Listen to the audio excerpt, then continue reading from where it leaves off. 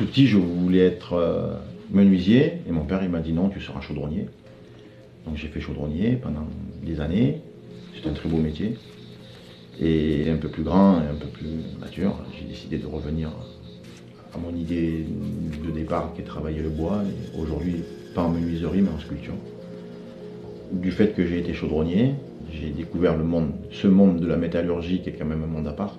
Et j'ai découvert ce qu'on appelle le damas, l'acier damassé, qui est un assemblage de deux aciers différents que l'on fait au marteau et à la forge.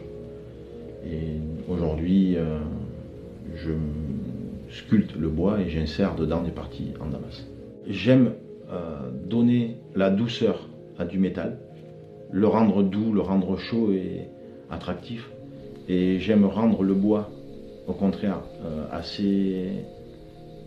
éviter de le rendre trop lisse. Je vais essayer de créer cette ambivalence, créer cette inversion des choses. Pour moi, il y a une complémentarité dans les deux qui est intéressante. L'idée de faire un contre-pied à ma vie, c'était de dire, j'ai été chaudronnier, aujourd'hui je travaille le bois, et pourquoi pas rouiller du bois.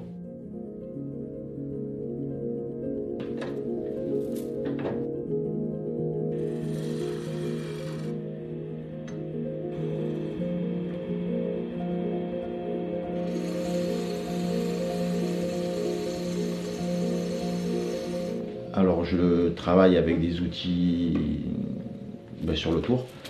Après je travaille avec des outils de dentiste pour pouvoir donner une texture.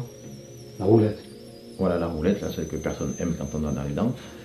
La texture c'est pour donner une granulométrie, donner des différences de niveau, des différences d'épaisseur. Et puis après je vais jouer avec des ocres naturels. Les ocres du Luberon fournissent toute la palette dont j'ai besoin pour pouvoir créer des couleurs et imiter la rouille.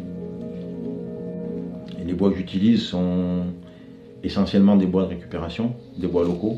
J'utilise le frêne, l'érable. Dernièrement, je viens de rentrer du cèdre. Le frêne, parce qu'il a un côté très très texturé qui est intéressant, il a des gros veinages. J'ai toujours travaillé que des pièces de décoration. Je ne fais aucune pièce utilitaire. Je cherche juste à faire voyager les gens, en regardant quelque chose de beau. Je fais des pièces purement décoratives pour les galeries, pour les hôtels ou les particuliers, ou les maisons particulières. Et j'expose. Donc là, en ce moment, il y a une expo qui est dans l'Ain. J'expose en ce moment aussi à Viroflay, une galerie en région parisienne. Et sinon, après, c'est Maison et Objets en janvier, où là, c'est quand même un peu le grand rendez-vous de la planète du monde de l'art.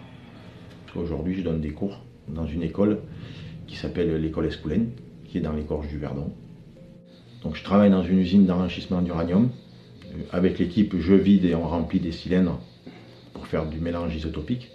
C'est un travail qui demande rigueur et précision pour être en sécurité, en sûreté et répondre à l'exigence de nos clients.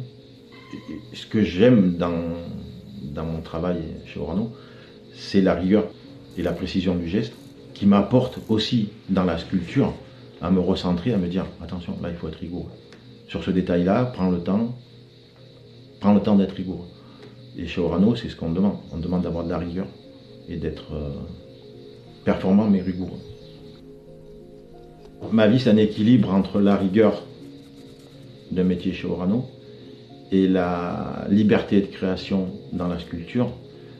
Et j'ai besoin de cet équilibre-là. Sinon, je ne serais pas vertical, je serais bancal.